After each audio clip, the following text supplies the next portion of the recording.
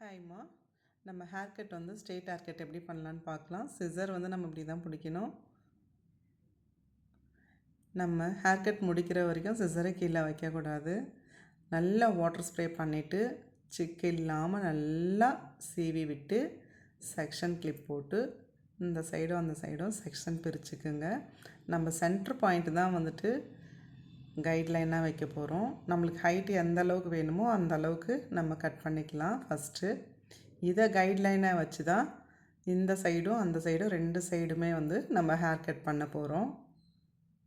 இதை கைட்லைனாக எடுத்து இந்த பக்கம் இருக்கிற எக்ஸ்ட்ரா ஹேர் வந்து நம்ம இதை கைட்லைனாக வச்சு தான் நம்ம கட் பண்ணணும். சரிங்களா?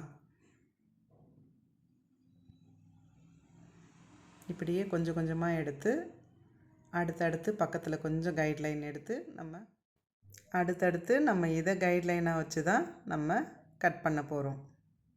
ஆல்ரெடி நான் இதில் லேயர் கட் பண்ணதுனால அன்ஈவனாக இருக்கும்.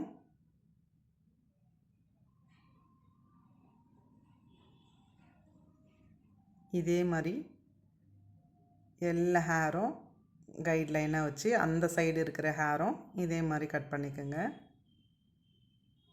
ஈவனாக எவ்வளோ அழகாக வந்திருக்கு பாருங்கள்.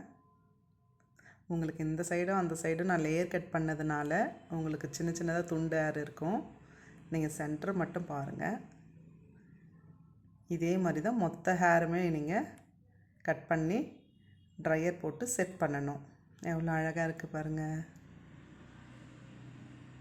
நீங்களும் இந்த மாதிரி ட்ரை பண்ணி பாருங்கள். எப்படி வருதுன்னு சொல்லுங்கள். ஓகே, பாய்.